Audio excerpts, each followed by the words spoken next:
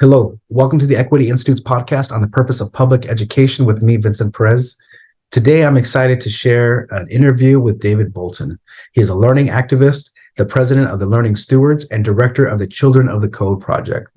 David has an extensive resume, written multiple articles, for instance, in the Brain Mind Bulletin, the California School Board's Journal, and the American Music Teacher.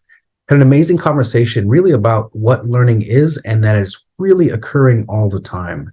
He has an extensive advisory role in many capacities, such as a learning environment architect for Apple Computer and a blogger for the National Association of School Superintendents.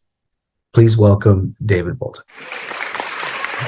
Thank you so much for being here. Could you please share a little bit with the audience, a little bit about you and what is your connection to public education? My name again is David Boulton. I have been on a crusade to change the way people think about learning and as it relates to the organizational systems of schools, but also more importantly, how it relates to the mission of education since the mid-'80s. And that work took me from designing an electronic book and a new publishing system focused on changing the kind of informational relationships between people that are learning and what they're learning from, to designing Apple Computer's first in-house desktop university, to work at MIT at organizational learning. I've been really concerned with what I call the health of children's learning, the healthiness of their interior attentional participation. That's been the core of my focus. And it so happened that my two kids were my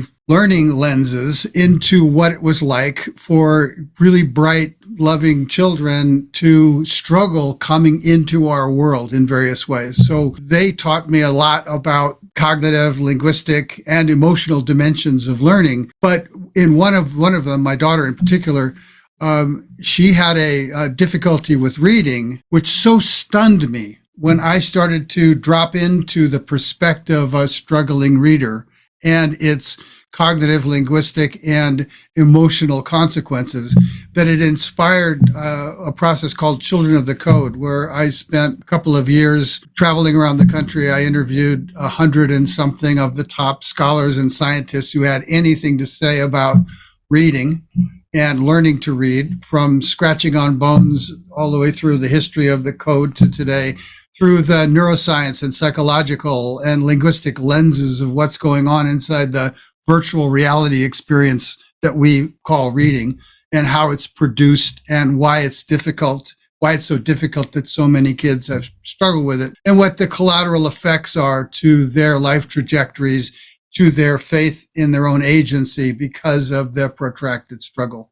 So from that, I went on to develop a series of learning to read interventions. But my core thing has always been the question you're asking, right? The mission of education, the purpose of education. And I've been writing. I have a website and hundreds of articles and posts and what have you related to learning, redefining learning, because I think at the core of our educational problems is we have a fundamentally learning disabling conception of learning. So in 30 years of investigation and collaboration and reflection and research, I'm curious, why do you believe that focusing on really the experience of learning, as I look in your materials, and also the impact that learning institutions have on us? In particular, I was struck by this experience of mind shame. So when you said your daughter was struggling with learning to read, so when we don't get the thing delivered in this particular way that may not be for us,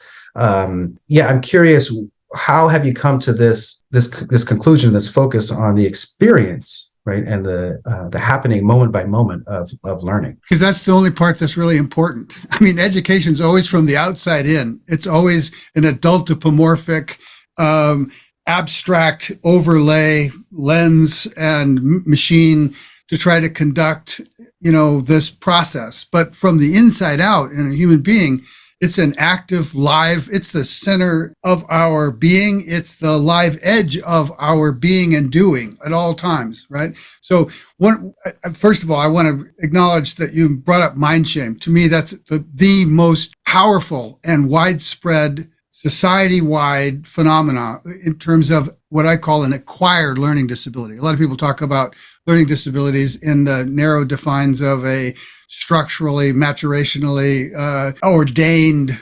neurobiological learning disability, right? But our problems in our society are not structurally, maturationally, neurobiologically ordained learning disabilities. They're learned learning disabilities. We learn in ways that disable our learning. And inside that, there are two different components to it. There's maladaptive cognitive schema, meaning I learn in some way that's misorienting my learning thereafter, right? And so you see this in reading and math in a number of ways where people get habituated to unhelpful guessing strategies, right? Instead of staying in the edge and learning their way through something. And then the bigger problem, which you touched on, mind shame, is what happens when we develop a preconscious emotional aversion to how bad it feels to be wrong in learning. And just like if we develop a preconscious aversion to our body, right? And we hide in it, right? Or our singing voice or whatever it is. I mean, people talk about shame in many different dimensions. What I'm trying to bring into it is there's also a learning shame. There's a mind shame. And that the majority of our kids, because of their protracted difficulty with a number of artificial learning challenges, that's another whole conversation, the distinction between natural and artificial. But because of their difficulties with artificial learning challenges and our inability to conduct them in an individuatedly helpful way, right? They develop a self-blame and shame that now becomes a retardant, a interference, a distraction, again, an aversion to the kind of attentional engagement they need to succeed. So it's profoundly learning disabling. We all have some of it. If you think about your own experience, there's things that you think about, oh, I feel stupid about that, and so we become averse to that which causes us to feel it. So I'm saying a significant dimension of our population has learned to be ashamed of their minds in ways that's disabling their learning. That sounds crippling, right? And, it leads me to a core belief that I have, like ultimately as any educator, anywhere, coach, mentor, any aspect, especially in this kind of asymmetrical relationship that we have in our institutions, right? Of the adult and the child. At its best, we learn and teach I can. Right? Because if a student believes I can, especially I can learn, right, they can apply that throughout their lives.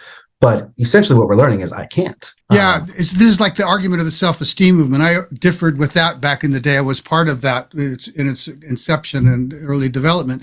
There's a difference between telling a child they can and their chronic, real-time, high-frequency experience of not being able to.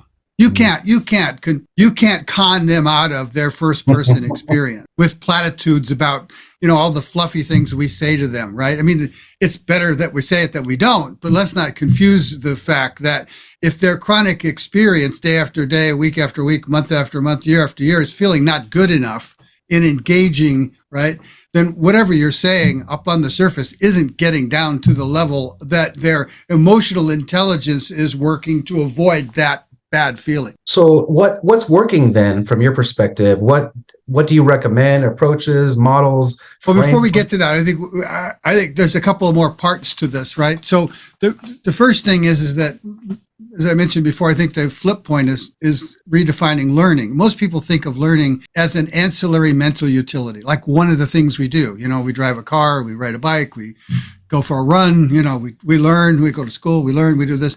Rather than learning is the central dynamic of being human in every dimension, not genetically programmed. I mean, in every way, we become who we learn to become. It's not just I learn, I am learn, right? It's much more profound and fundamental to us. And so that's one thing. Another distinction that's often failed to make is the distinction between natural and artificial modes of learning. Right? I mean, the difference between learning that is informed by live on the edge proprioceptive differentiation, like walking and talking and learning to differentiate different sounds in nature, or learning to taste the difference between this thing. Those things all happen right on the live edge of participating in the doing of it, right? They're not abstract. They're not based on a bunch of conventions that humans invented. The things that kids struggle with the most are all of the abstract human invented conventional things, not the natural things. but we blur them together, right? So there's a series of distinctions, and we don't have time to go into all of that. But I would say, based on that, what I've come to is that the mission of education, especially in light of the species level challenges and the species levels uncertainties surrounding our epoch, our time, our moment in history, with AI and politics being what it is, and global and weather changes and everything else. We can't say for sure what's going to make for a successful life for a child 20 years from now in terms of what we should be teaching them. What we can say for sure is 20 years from now, nothing will be more important to how well they inhabit themselves, how well they inhabit and participate in the world, than how well they're learning, how well they're able to learn whatever it is they need to learn when they get there. So that's a different mission for education, is to prepare them to be as if nothing's more important to their future than how well they can learn when they get there. Suggests that at any given point in education, nothing we have to teach is more important than how well they're participating, how healthfully they're attentionally engaged, how confident they are in themselves as learners, in their learning agency. And in that sense, education as we currently conceive it is 180 degrees out of phase with. So how do we how do we foster this? The flip point is for more people to understand that nothing we have to teach is more important than how well they learn. So then once we start to care about how well they learn, then we start opening the door to asking questions. Well, what is it about their internal participation that's not learning objective particular? In other words, it's learning universal. So then we start to get into how well they're able to sense their own learning needs, their own meaning needs, right? How well they're able to take that doesn't feel right, and differentiate that out into a form of action so that they're driving and participating in their learning and getting ever more confident in their ability to do that. So there's a whole lot of things that come on the other side of realizing that need to flip. That becomes the kind of rabbit hole for learning about the next step. Again, I'm really thinking about our K-12 system as it is. I'm working with a superintendent right now who can't quite say this publicly to the institution, but it says, what are we doing with the 6-period school day? We need to just radically reform that to prepare for the next 30 years and have a more dynamic educational environment. Does this even happen in buildings that we're sending a bunch of same age students to at the same time? So what is your vision of how this gets implemented, or how do we actually? I think we have to back into it from first of all, we have to have this concern that I'm saying, that we have to have to convene based on an agreement that nothing's more important than how well they can learn, how well they're participating in their learning. That we have curricular objectives, and there's a thought experiment that I used to use back in the 90s that's helpful for that. So let me kind of take a tangent migration into that for a moment. So back then, which has kind of come to pass now, I used to say, okay, so imagine a device like this, and I can ask it any question I can imagine, anything about anything known to any human being that's ever existed.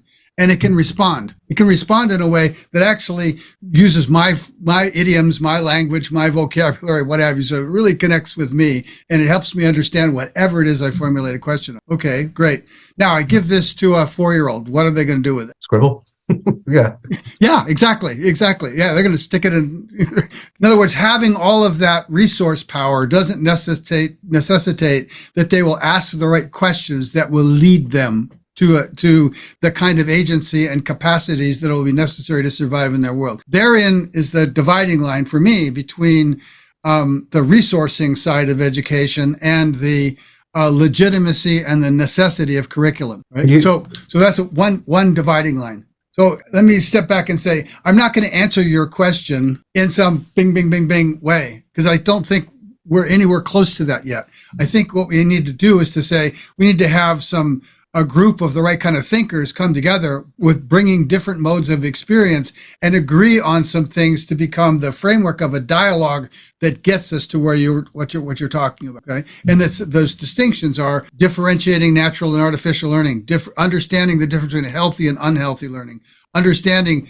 the value of focusing more on the learning and thinking of content and whatever we think is our learning objective at any given time as the scaffolding for exercising that participation. But it's never more important than that participation. Never, right? So those are some of the components. The next thing is, what is the realm in which humans should be teaching children, and what is the realm in which technology should? But there's a dialogical process of learning together, right? That is going to be a valuable part and a necessary part of any human future, right?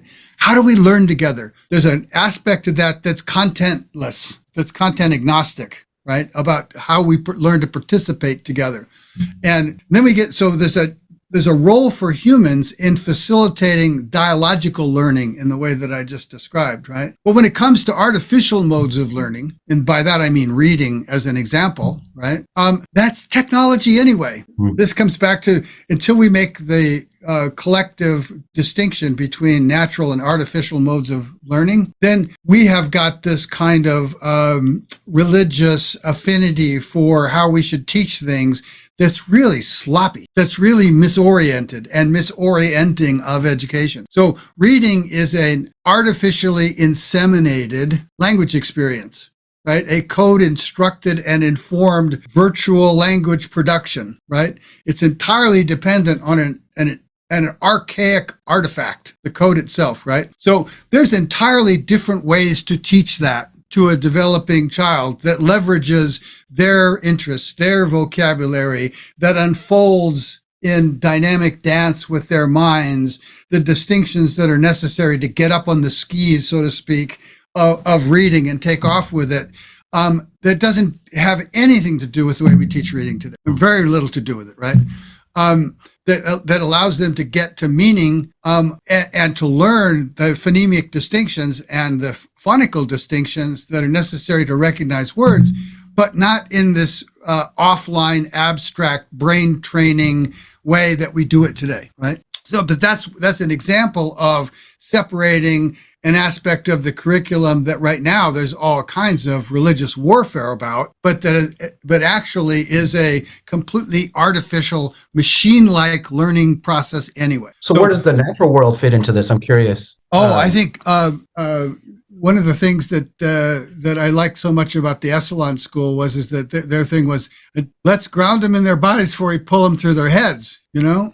And so the natural world is an environment where the human steward is there unfolding their perception into the natural world, into things. So there's both a discovery process, but there's also guided learning. And that's where you want a human agent. I mean, there was a paper I wrote back in the 90s that I called the Invisor, which is kind of like a alternate augmented reality system that we're working on today, where I do think there'll be a point where children have devices where they can look at a tree and see a kind of overlay of its evolutionary existence, its participation, and so all this other information cloud can constellate around whatever they're doing. But ultimately, the most important kind of learning is the learning to collaborate, to be human together, and that it's not so much that I don't want technology to interfere with that, but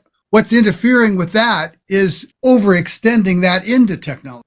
So there are certain things that, people have very strange distinctions about what they consider technology. So they consider the computer technology, but they don't consider a book technology, or there's a series, that's why I'm saying there's a series of key distinctions between natural and artificial, healthy and unhealthy, learning as the central dynamic versus the utility, the difference between volitional learning, where I'm an active participant, and a kind of entrainment, conditioning.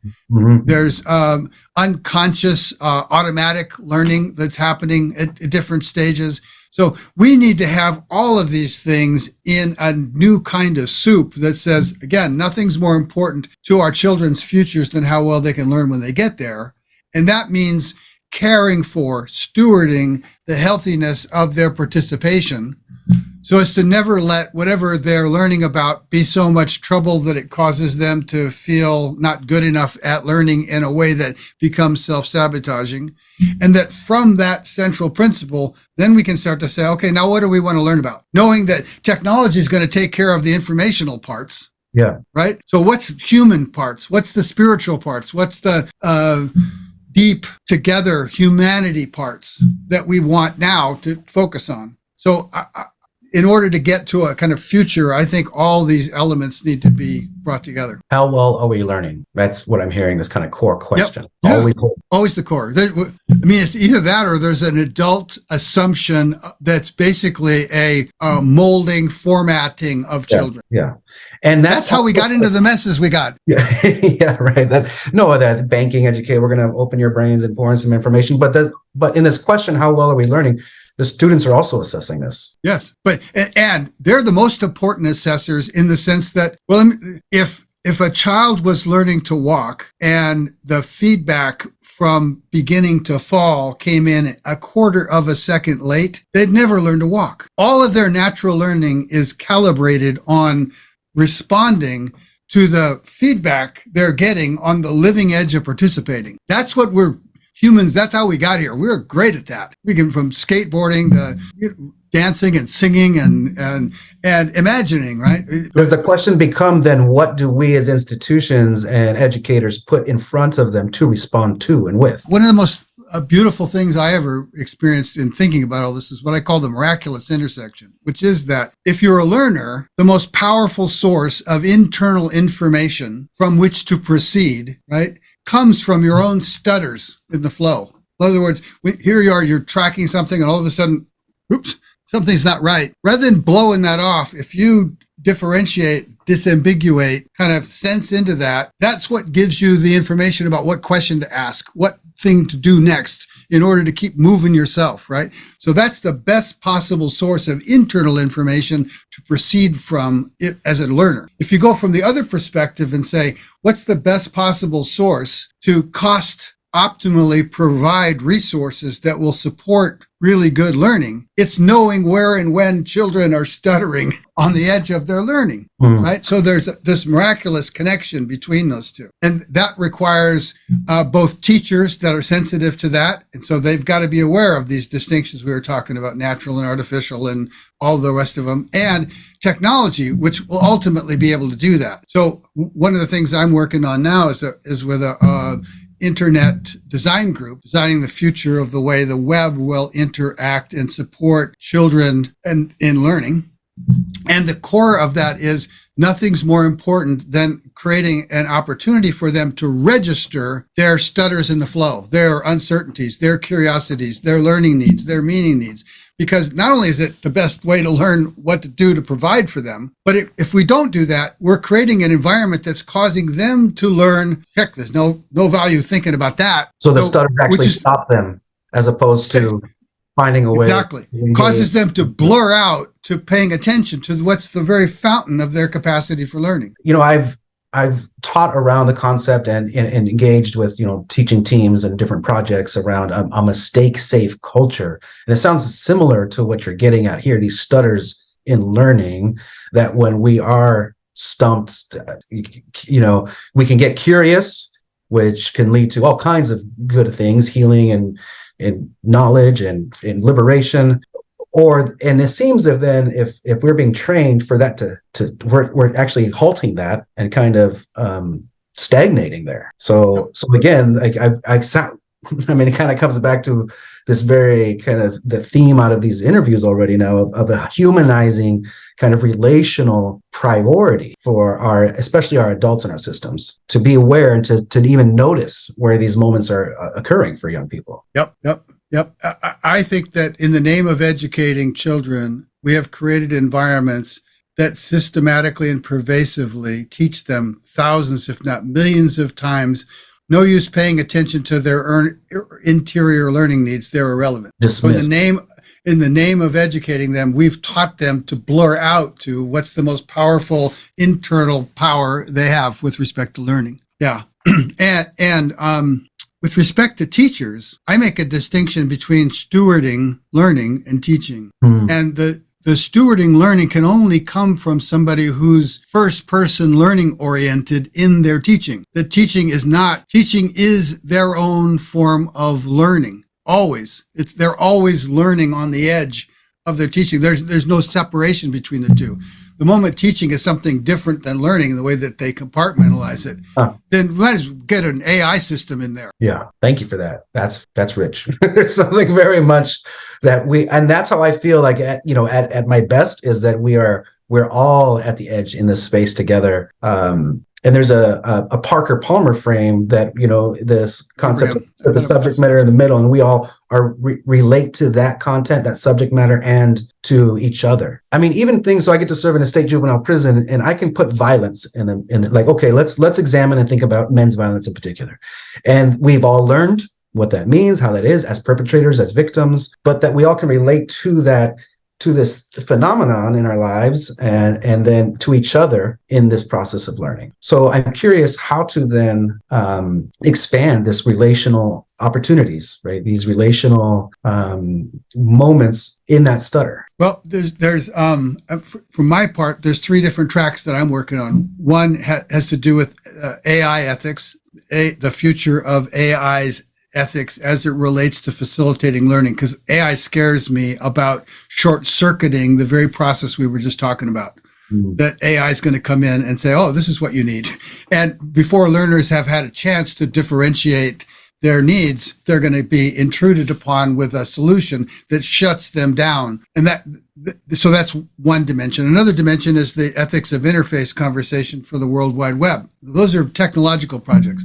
And third, and I actually came to you through them, is the ethics in education conversation, right? Mm-hmm. So I'm kind of joining and participating in that. And that's more about the human side of all this. So I think all these things have got to converge. But with respect to teachers and us as individuals, I don't think we can be good stewards of our children's learning unless we're also good stewards of our own learning. Unless there's one way to learn about learning as an academic, like it's a motor on the wall. There's a schematic over here, and I'm going to look at this part and this part and this part. But there's another way to look at learning, which is that it's happening 24/7 in front of our nose, between our eyes. It is what we are doing all the time. One of the things that really bothers me, that I push back on quite a bit, is the notion of lifelong learner, as if we could be otherwise. We don't say lifelong breather. We don't say lifelong heart beater, right? Yeah. From conception to death, we are always becoming who we're learning to become in every way, right? And so when we realize that and start paying attention to that, it informs how we relate to other people in a way that makes us more able to be stewards rather than teachers. And I don't mean to demean teachers. They're my favorite people in the world, but teachers in the old world sense of being, projectile directives. So what calls to action would you offer for listeners to this really in-depth? It's for me both. I feel kind of intellectually stimulated here, and also my heart is very much being pulled into these questions, into this dialogue. So what would you offer listeners in terms of just calls to action? What can we do? I think the first thing that I think would really help pull people into this is to start paying attention to what they avoid. Watch how your own emotionality disables your own learning by directing your attention away from where you need to learn. The more that you realize that and see that happening around you, the more that you start to understand learning, another dimension of learning. So I think before taking action, although I am involved in many groups, and I'd like to be involved in a group with you at some point that we can, convene people that are interested in the kind of transformative reboot of education that's necessary, right? Sorry, excuse me. I want to be clear that my investigation here, even in this question, is to call for, we need a renaissance in education. Yeah. Right? We need a whole, not just a reform, but we need to innovate here. Yep. In order for our young people to have any response in 30, 50 years to where we are. Absolutely. I am with you. In my point of view, education is not a little bit wrong.